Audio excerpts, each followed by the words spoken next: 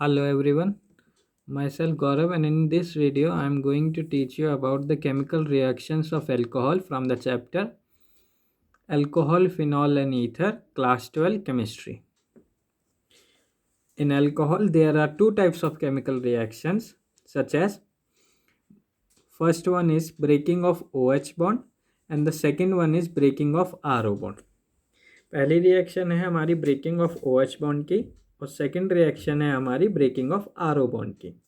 तो ये एक ओवरव्यू है रिएक्शंस का कि कैसे कैसे है इसमें रिएक्शंस। तो सबसे पहली रिएक्शंस हम देखते हैं। तो सबसे पहली रिएक्शन जो है वह है रिएक्शन विद एक्टिव मेटल। तो जब हम अल्कोहल को एक्टिव मेटल के साथ रिएक्ट करते हैं, एक्टिव मेटल क्या होता है जो जल्दी से रिएक्ट कर जाए, जैसे सोडियम पोटेशियम, तो हमारा एल्कोक्साइड बनता है और हाइड्रोजन गैस लिबरेट आउट होती है।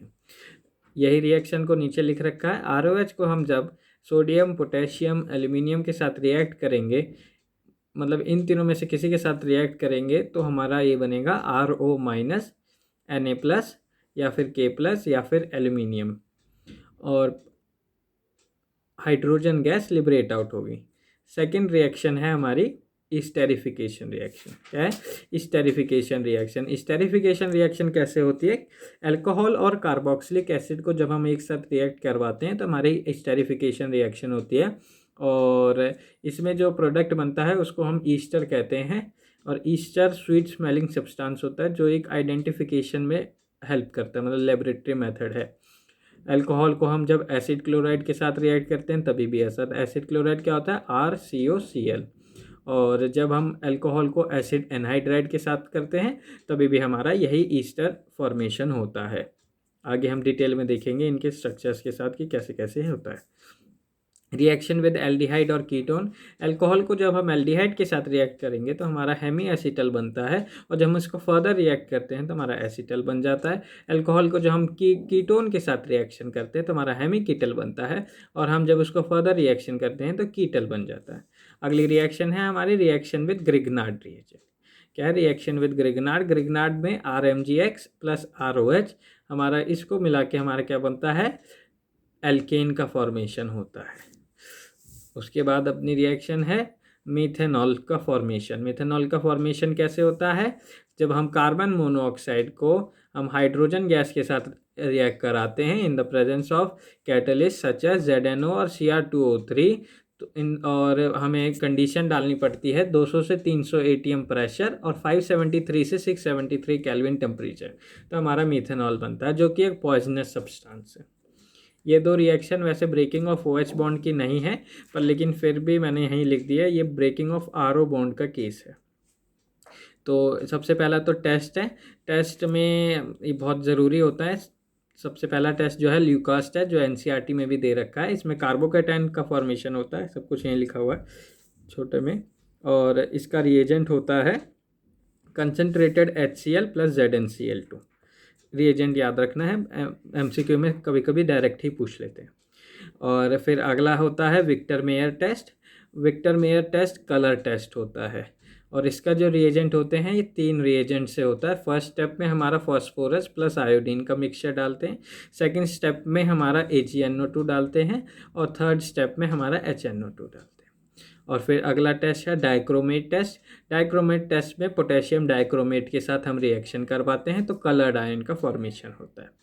टेस्ट ऑफ अल्कोहलिक ग्रुप एक और होता है अपना एक्टिव मेटल के साथ, वो तो पहले ही बता दिया, ये टेस्ट में भी आता है। और PCl5 के साथ भी जब हम रिएक्ट करते हैं तभी भी होता है, फॉस्फोरस पेंटाक्लोराइड। अगली रिएक्शन है ऑक्सीडेशन, बहुत ज़रूरी रिएक्शन है। ऑक्सीडेशन में हमारे स्ट्रॉन्ग ऑक्सीडाइजिंग एजेंट होते हैं और वीक ऑक्सीडाइजिंग एजेंट होते हैं। तो यहाँ तो सब लिखे हुए हैं, पर स्ट्रॉन्ग ऑक्सीडाइजिंग एजेंट है H+ in the presence KMnO4 in the presence of acidic medium में जब हम KMnO4 डालते हैं, और potassium dichromate in the acidic medium, ये वीक है।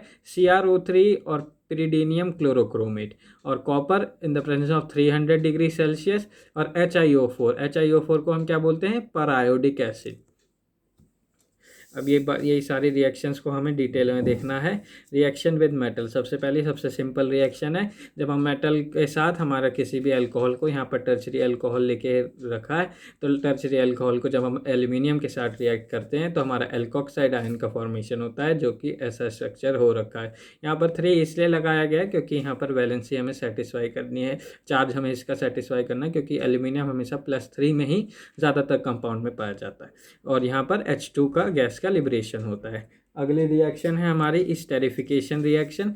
स्टेरिफिकेशन रिएक्शन में क्या होता है, ROH प्लस RCOH। ROH क्या हो गया, एल्कोहल, RCOH क्या हो गया, carboxylic acid, in the presence of concentrated H2SO4।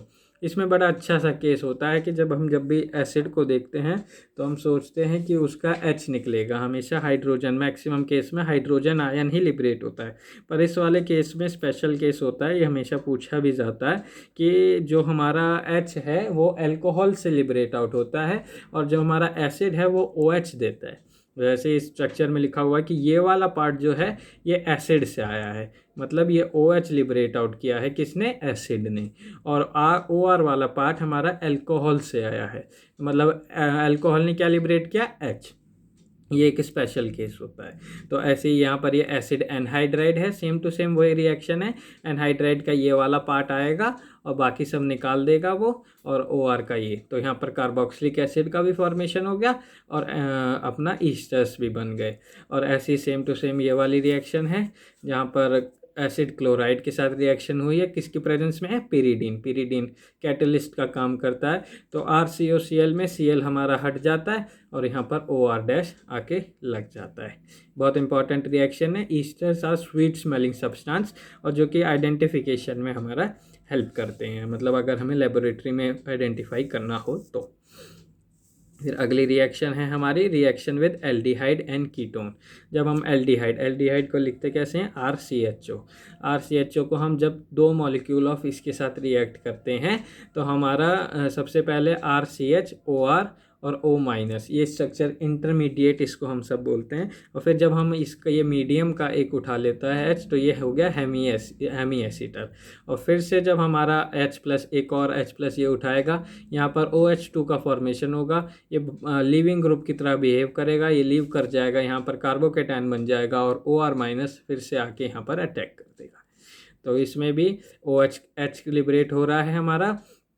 तो ये फिर से देखते हैं, RCHO जो है, RCHO क्या हो गया, एल्डिहाइड में जब हम अल्कोहल को डालेंगे, 2 मॉलिक्यूल्स ऑफ अल्कोहल डालेंगे, तो सबसे पहले तो ये जो RCO है इसको ऐसे लिख लेते हैं, ये ऐसे करके, तो यहाँ पर H होगा।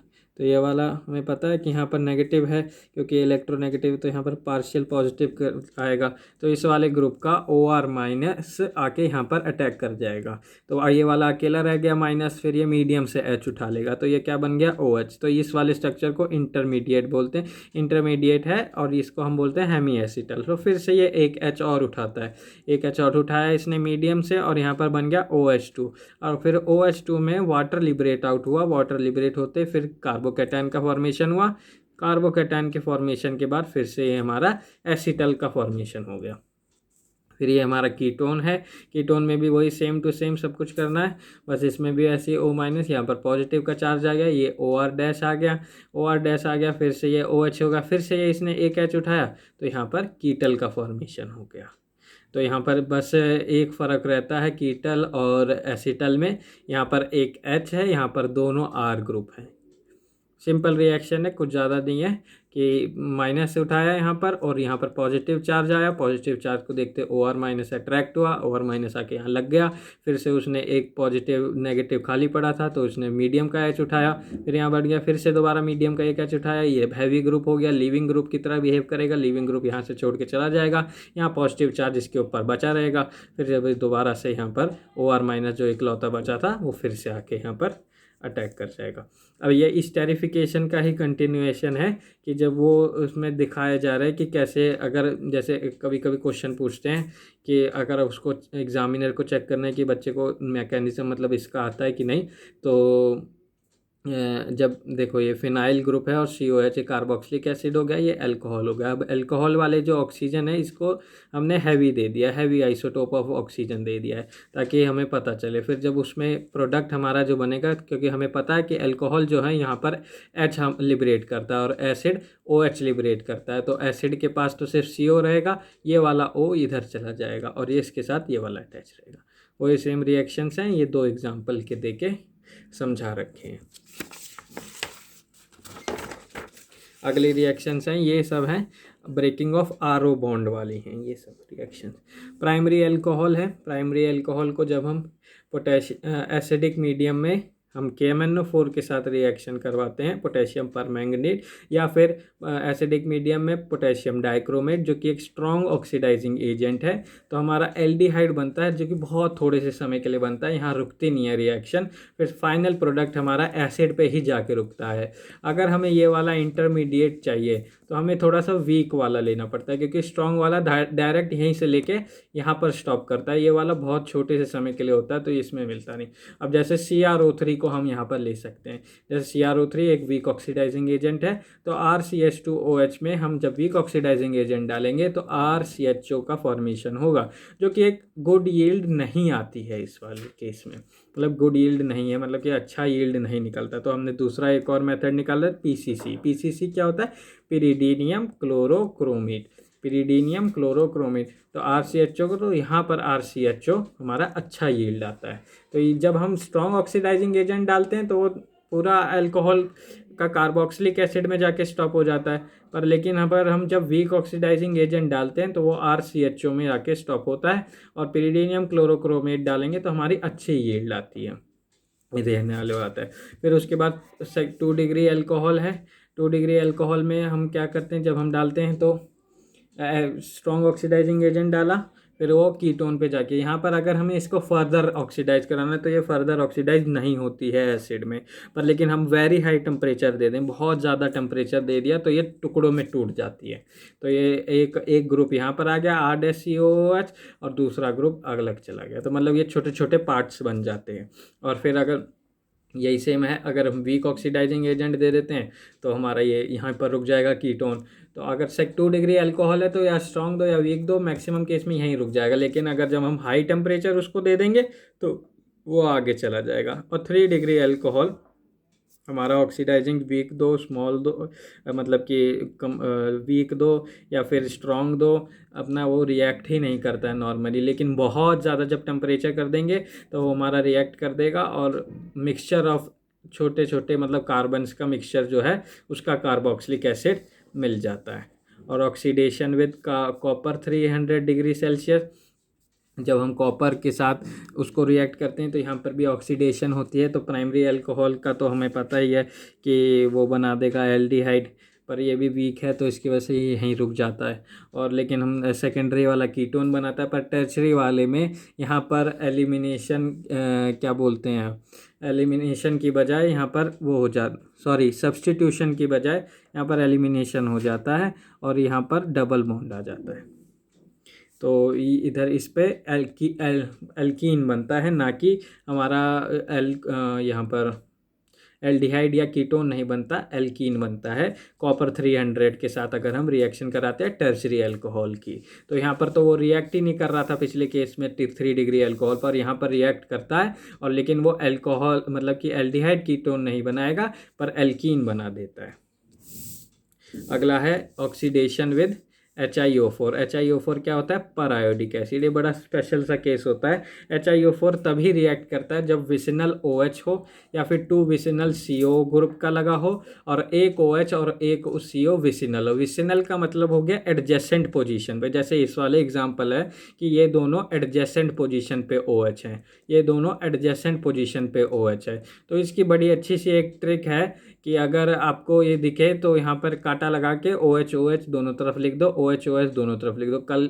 और फिर हमें पता ही है कि जब एक कार्बन पे 2 OH आ जाता है तो पानी का एलिमिनेशन हो जाता है, तो पानी निकलता है तो फिर उसके बाद वो CH3CHO बन जाएगा। अब इस कार्बन पे अगर हम देखें तो 1 2 3 OH आ रखे हैं, तो ये वाला हमेशा एसिड देगा। और ये वाले कार्बन पे देखें तो 2 ही OH आ रखा है, तो फिर से हमारा वो हो जाएगा, एल्डिहाइड में ही रुक जाएगा। तो ये होते हैं कि विसिनल बोले तो साइड साइड की पोजीशन पे ही ये अटैक करता है। जब दो OH साइड में रहें या फिर दो CO साइड में रहें, एक OH रहे और एक CO रहे साइड में, पर लेकिन वहीं पर साइड में ही रहनी चाहिए, तभी ये रिएक्ट करेगा, अदरवाइज ये रिएक्ट नहीं करते। जैसे इस वाली केस में अगर देखें तो यहाँ पर एक कार्बन का देखो ये वाला कंपाउंड है, तो ये एक CO ग्रुप है, एक OH ग्रुप है, पर लेकिन यहाँ पर एक कार्बन के बाद यहाँ CO, तो ये इस वाले रिएक्शन इससे रिएक्ट करेगा ही नहीं, बस ये वाला ही बॉन्ड तोड़ेगा। तो ये वाला बॉन्ड तोड़ दो, दोनों तरफ OH पकड़ा दो। अब यहाँ पर पहले से डबल बॉन्ड था, एक OH और आ गया तो ये कार्बोक्सिलिक एसिड में चेंज हो गया। अब यहाँ पर दो OH आ गए, तो ये जैसे का तैसा इसको रहने दो, इसको भी जैसे का तैसा रहने दो, यहाँ पर एल्डिहाइड बना के छोड़ दो। और ये वाला फिर से वही है, लेकिन ये थोड़ा सा कॉम्प्लेक्स क्वेश्चन है। जैसे कि साइक्लोहेक्सेन करके कर रखा है कि साइक्लो में डाल रखा है, तो ये CH2OH है और ये पूरा कंपाउंड है। यहाँ पर डबल बॉन्ड O है, यहाँ पर भी डबल बॉन्ड O है, यहाँ पर OH है, यहाँ पर CH है और ये CH2OH है। तो हम जब इसको डालेंगे तो यहाँ पर विसिनल में जो पोजीशन है बस उसको देख लो, बाकी नहीं देखना हमें। अब लेकिन यहाँ पर CH2OH दे रखा है,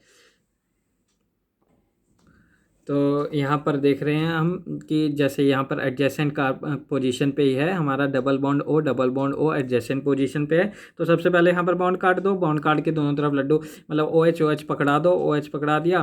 तो अब यहाँ पर ये थोड़ा सा अच्छा केस हो जाता है मतलब समझने के लिए, और यहाँ पर भी काटा है। तो जब हमारा ये देख रहे हैं यहाँ पर बस सिंगल कार्बन, एक ही कार्बन है, C डबल बॉन्ड O, एक OH ये आ गया, एक OH ये आ गया, और तो हमारा यहाँ पर जब भी अगर HCOH जो है ना वो स्टेबल नहीं रहता है, तो वो HCOH बड़ा कम सा स्टेबल रहता है, तो वो डिकम्पोज हो जाता है CO2 और H2O में। तो यहाँ पर CO2 लिख रखा है मैंने, तो यहाँ पर ये जो इस वाले कार्बन से हमारा HCOOH पहले बनेगा, लेकिन फिर वो डिकम्पोज हो जाएगा CO2 प्लस H2O में। और यहाँ पर हम देख रहे हैं कि ये तो एडजेसेंट में है नहीं, क्योंकि यहाँ पर CH2OH आ गया। अगर यहाँ पर OH रहता तब यहाँ से भी बॉन्ड टूटता, पर यहाँ पर OH है नहीं, यहाँ पर CH2OH आ गया, तो यहाँ पर दो OH आ गए, तो यहाँ पर दो OH आ गए, तो यहाँ पर क्या हो जाएगा COOH, और उसको जैसा कि तैसा है वैसे रहने दो। अब यहाँ पर COH आ गया, यहाँ पर भी COH आ गया, ये COOH होगा, ये COH हो गया, और ये कार्बन गिन लो अपना, ये सही है वैसे, ठीक है। अब ल्यूकास टेस्ट है। ल्यूकास टेस्ट में रिएजेंट सबसे पहले देख लो। रिएजेंट क्या है? HCl plus ZnCl। तो ये बड़ा पूछा जाता है कि रिएजेंट ही बता दो ल्यूकास, क्योंकि NCERT में दे रखा है बहुत बड़ा बड़ा। तो सबसे पहले रिएजेंट याद कर लो, HCl प्लस ZnCl2। और प्राइमरी अल्कोहल के साथ जब हम ल्यूकास रिएजेंट डालेंगे तो 30 मिनट में टर्बिडिटी देगा। टर्बिडिटी बोले तो झाग टाइप का या फिर सफ़ेद सफ़ेद सा हो जाता है उसमें जब हम टेस्ट ट्यूब में डालते हैं। तो सेकेंडरी अल्कोहल में जब डालेंगे तो हमारा 5 मिनट में टर्बिडिटी आएगा।